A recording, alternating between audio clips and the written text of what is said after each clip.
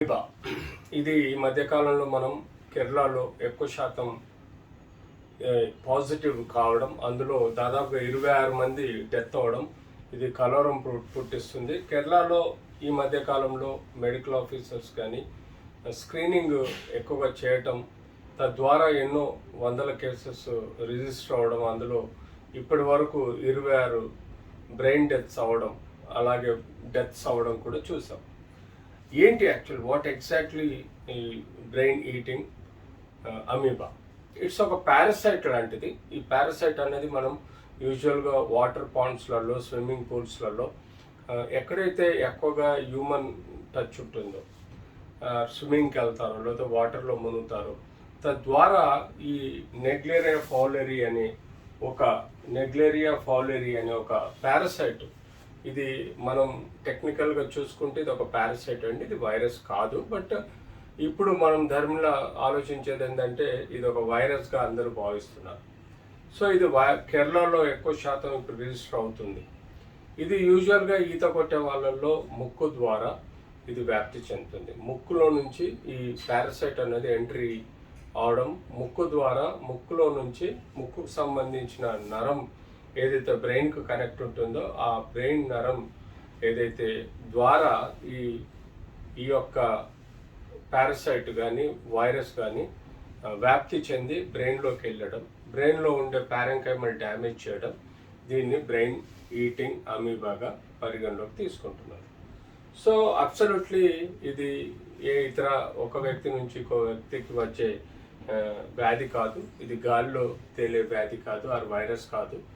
ఇది ఒక ప్యూర్గా వాటర్స్లో ఫంగస్ ఎలా ఫామ్ అవుతుందో అలా ఒక పారాసైట్, ఒక క్రీమీ, ఒక మైక్రో ఆర్గానిజం డెవలప్ అయ్యి అది మన ముక్కు ద్వారా స్నానాలు చేసినప్పుడు స్విమ్మింగ్ పూల్లలో కానీ లేక్స్లలో ఈ వ్యాప్తి ముక్కు నుంచి పైకి వస్తుంది.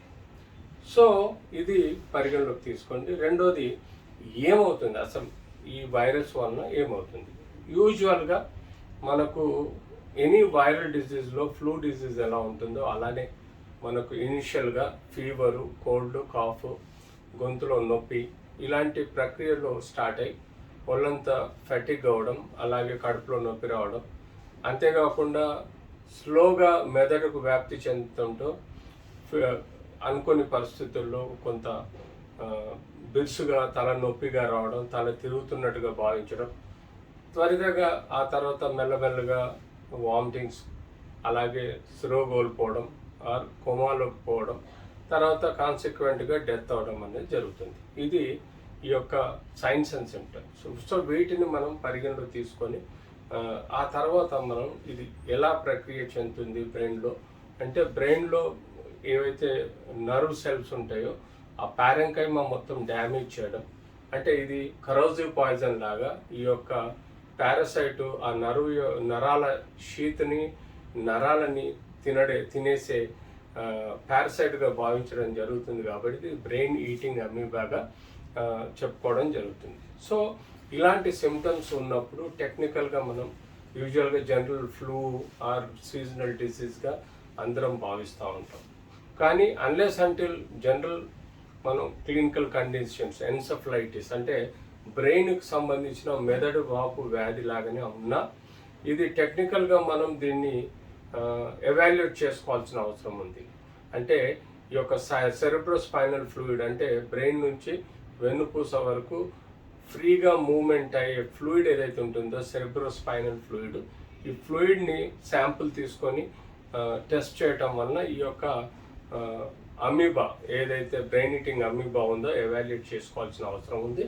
దీనికి కూడా ఆల్మోస్ట్ మనం ఆర్టిఫిషియల్ టెస్ట్ కానీ, లేకపోతే క్లినికల్ ఎవాల్యుయేషన్ సెరెబ్రోస్పైనల్ ఫ్లూయిడ్ కానీ, లేకపోతే రొటీన్గా మనము కంప్లీట్ బ్లడ్ పిక్చర్ చేయడం వల్ల దీనిలో కొన్ని ప్రోగ్రెసివ్ డిజీజ్ ప్రోగ్రెషన్లో కనబడే సిఆర్పి లెవెల్స్ కానీ, ఈఎస్ఆర్స్ కానీ పెరిగే ఆస్కారం ఉంటుంది.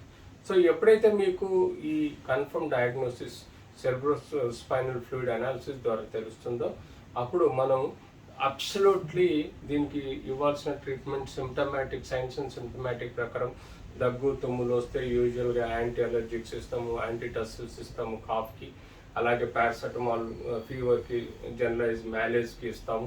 అంతేకాకుండా కొన్ని మలేరియా మనం కావాల్సిన మల్టీవిటమిన్ ట్యాబ్లెట్స్ కూడా ఇస్తాం.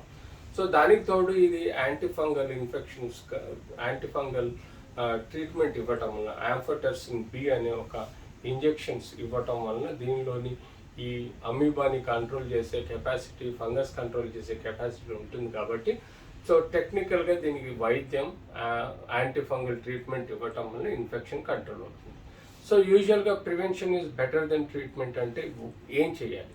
ఈ రివర్స్లలో కానీ లేకపోతే మనం స్విమ్మింగ్ పూల్లలో కానీ టెక్నికల్గా ఇలాంటి ఫంగస్ ఫామ్ కాకుండా ఎప్పటికప్పుడు క్లోరినేషన్ చేయడము, క్లోరినేషన్ చేసిన వాటర్లో ఈత కొట్టడం అనేది ఇంపార్టెంట్.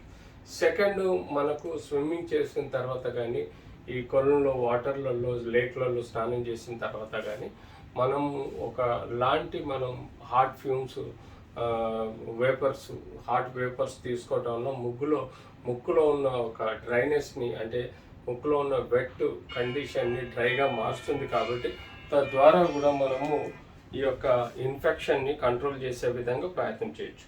సో ఇలా మనం ఈ యొక్క ఇన్ఫెక్షన్ ఏదైతే అమీబాకి ఇన్ఫెక్షన్ ఉందో దీన్ని కంట్రోల్ చేసే విధంగా మనం ప్రయత్నం చేయాలి, ప్రివెంట్ చేయాలి. తద్వారా మనకు ఇలాంటి డెత్ఫుల్ అంటే డ్రెడ్ఫుల్ ఏదైతే ఇన్ఫెక్షన్ నుంచి మనం రికవర్ అయ్యే విధంగా ప్రయత్నించు. So this is what exactly the brain eating amoeba. నువ్వు టైం చెప్పమన్నా 2, 4, 6 minutes చెప్తలేవు. ఓకే, 6 minutes మరి పందే నువ్వు చెప్పట్లేదు, 2, 4, 6 అని చెప్పాను.